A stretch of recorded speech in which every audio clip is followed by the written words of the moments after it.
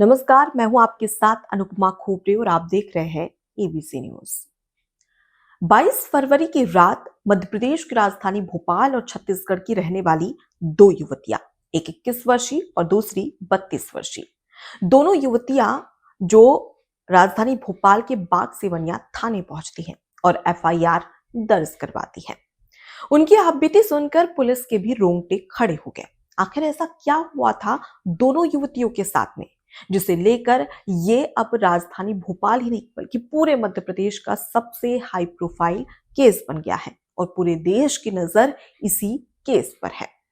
दरअसल आपको बता दें कि 20 साल पहले ही अमरीन और आफरीन नाम की दो युवतियां अपने परिवार के साथ में लखनऊ से भोपाल आती हैं और दोनों के जो पिता थे वो एक टेलर की दुकान में कारीगरी का काम करते, किसी तरीके से परिवार का पालन पोषण करते, भरण पोषण करते। लेकिन अचानक से कोविड आता है और 2020 में अमरीन और आफरीन के पिता की मौत हो जाती है।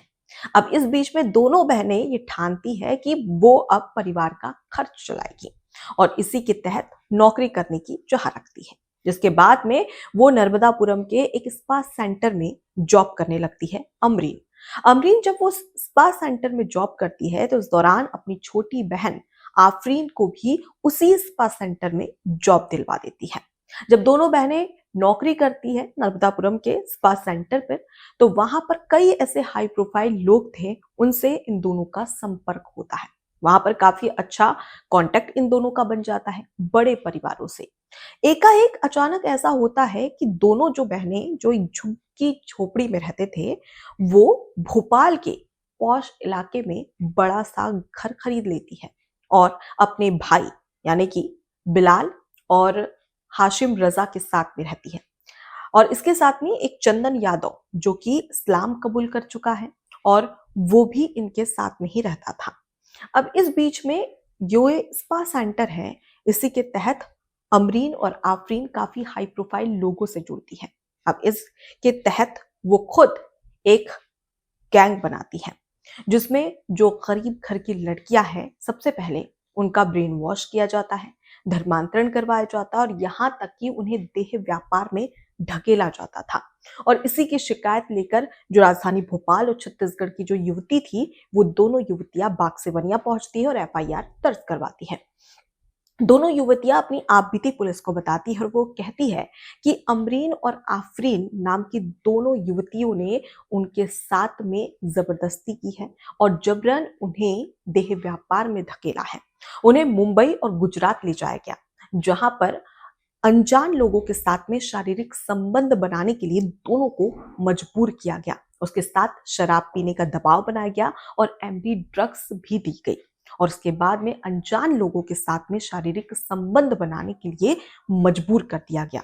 इस बीच में दोनों युवतियां लंबे समय से बता रही कि हम दोनों गरीब परिवार से, और इसी गरीबी का फायदा अमरीन और आफरीन ने उठाया। सबसे पहले उन्हें अपने घर में रखा एक परिवार की तरह, कोई भेदभाव नहीं, ताकि उन्हें यह महसूस हो सके कि उनके साथ में कोई भेदभाव नहीं हो रहा है और वो काफी कंफर्ट जोन में है। और इसी के तहत जब दोनों को अपने घर में रखा तो इस बीच में उन्हें नौकरी दिलाने का झांसा भी दिया गया और इसके साथ में बीच बीच में दोनों युवतियों का अमरीन और आफरीन ने ब्रेन वॉश भी किया और ये बताया कि वो इस्लाम कबूल कर लें, क्योंकि इस्लाम धर्म काफी खूबसूरत है। ये कहा गया कि लड़कियों को बराबरी का दर्जा इस्लाम में दिया जाता है और ये बताया गया कि अगर आप हिजाब पहनते हैं या पर्दा करते हैं तो आपके चेहरे पर नूर झलकता है। उसके साथ ही अगर आप नमाज पढ़ते हैं तो नमाज पढ़ने से आपको रूहानी सुकून मिलता है और उसके साथ ही जो मानसिक तनाव होता है वो दूर हो जाता है। इस बीच में अमरीन और आफरीन के साथ में एक लड़का भी रहता था जिसका नाम था चंदन यादव।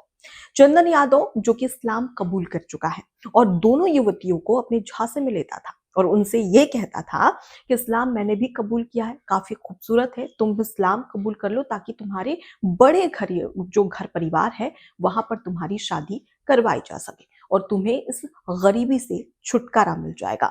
तो ना जाने कितने तरीके से इन दोनों युवतियों का ब्रेन वॉश किया गया। दोनों युवतियों ने यह भी बताया कि सिर्फ वो दोनों युवतियां नहीं बल्कि 7 से 8 युवतियां ऐसी हैं जिनकी गरीबी का फायदा उठाकर उनका ब्रेन वॉश किया जाता था, इस्लाम कबूल करने के लिए मजबूर भी किया जाता था और देह व्यापार में ढकेल दिया जाता था। जब दोनों युवतियां धीरे धीरे अमरीन और आफरीन के झांसे में आ गई तो इस बीच में उन्हें अहमदाबाद भेज दिया गया। अहमदाबाद भेजा गया जहां पर यासिर नाम के जो व्यक्ति था उसने इन दोनों को स्पा सेंटर में जॉब दिलाने के बहाने उनके साथ रेप किया और इस बीच में उन्हें देह व्यापार में जबरदस्ती ढकेल दिया गया। इस बीच में जो दोनों युवतियां हैं उन्होंने अमरीन और आफरीन से ये कहा कि वो आवाज उठाएगी, पुलिस से शिकायत करेगी ताकि कार्रवाई हो सके।